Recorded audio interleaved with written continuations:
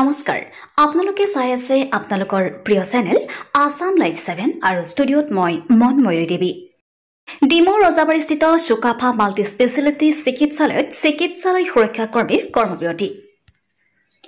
অৰাজক হৈ পৰিছে চিকিৎসালয় চহত জিডিএক্স নামৰ সুৰক্ষা বাহিনী প্ৰতিষ্ঠানটোৰ লুণ্ঠনৰ বলি হোৱা গুৰুতৰ অভিযোগ নিবনুৱা যুৱক যুৱতীৰ থলুৱা যুৱক যুৱতীক প্ৰবঞ্চনা কৰি লুণ্ঠন চলোৱাৰ গুৰুতৰ অভিযোগ উত্থাপন জিডিএক্স সুৰক্ষা বাহিনী প্ৰতিষ্ঠানটোৰ বিৰুদ্ধে চুকাফা মাল্টি স্পেচিয়েলিটি হস্পিটেলৰ সুৰক্ষাত নিয়োজিত হৈ থকা 84 জনকৈ সুৰক্ষা কৰ্মী জীৱন জীৱিকালৈ সংকট নমাই অনাক লৈ জিডিএক্স সুৰক্ষা বাহিনীৰ প্ৰতিষ্ঠানৰ বিৰুদ্ধে ক্ষোভিত কাম কৰিলে পাৰিশ্ৰমিক দিয়া প্ৰতিষ্ঠানটোৱে বৰ্তমান সময়ত একোজন সুৰক্ষা কৰ্মীকে মাথো 8 দিন পাৰ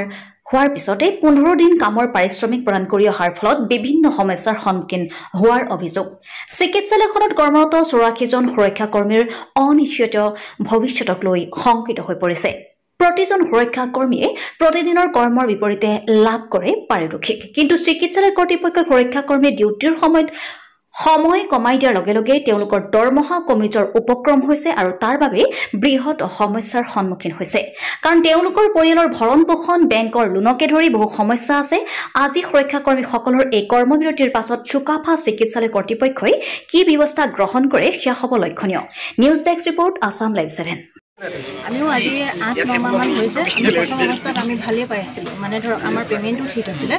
চব ভালেই পাইছিলোঁ কিন্তু এতিয়াৰ মানে কি হ'ল আমাক মানে একেটাই তেওঁলোকৰ নিচিনাই আমাৰো একেটাই চুক্তি কৰিছে যে প্ৰথম অৱস্থাত ক'লে আমাৰ 26টা ডিউটি হ'ব বুলি কৈছিলে কিন্তু 26টাৰ পৰা আমাৰ সেই আমি মানে নাপাওঁ 30টা ডিউটি লেডিজখিনি আমি একদম নাপাওঁৱে মানে আমাৰ অলৰেডি মানে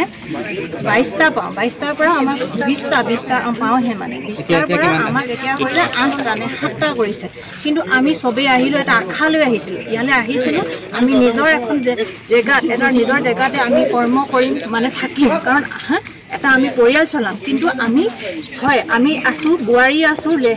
লেডিজ আছোঁ চব আছোঁ কিন্তু কি কাৰণে আমাৰ এইটো কি কাৰণে হৈছে আমি নিজে গম পোৱা নাই হস্পিটেলত মই জিডিএক্সৰ এটা এমপ্লয় হয় চিকিউৰিটি